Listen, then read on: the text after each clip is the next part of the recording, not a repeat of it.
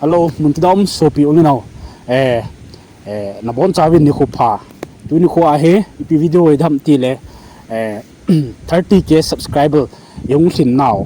Chunga ki pa thu sei na video hui ding hin na. Ama sa penin subscribe hello hin viewers so hin in support jing ho chunga ki pa thu kan sen he. Ale ti subscriber mu na chunga he ke yong giveaway ka bol no min na. Chu pi pen bol tham chu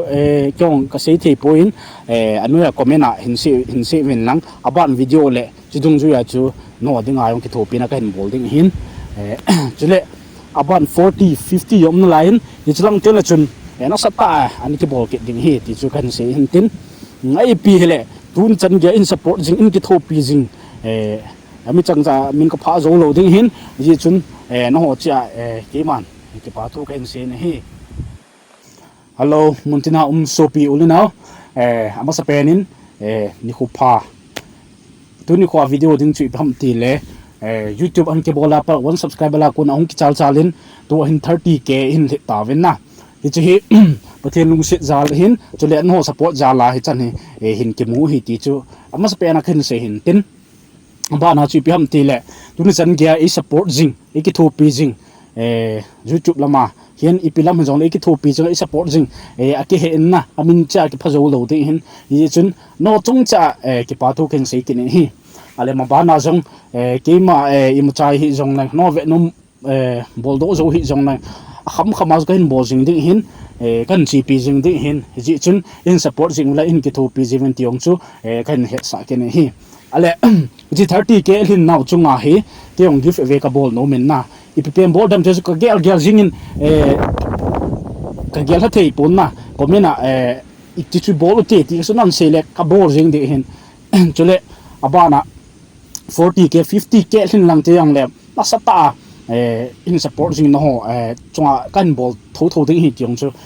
kan se hin tin chule abana YouTube ma in ki tho pi jing hello le YouTube lama in boy pi na ka chena in boy pi upa gin sang media nang chuan ki pa thu ken se ni chule ma ba na jong ki tho pi ji ning kan ngai chen lai ni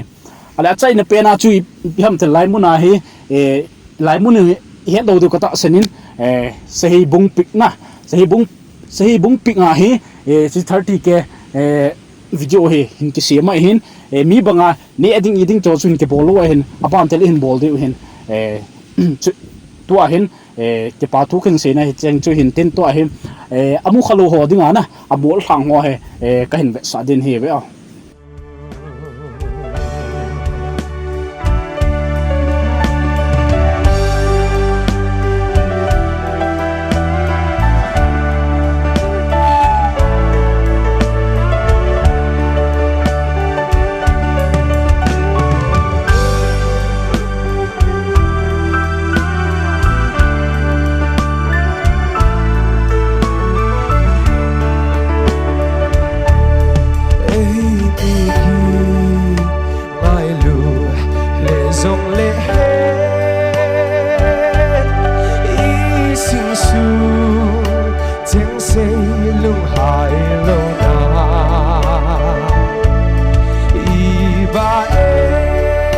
Melody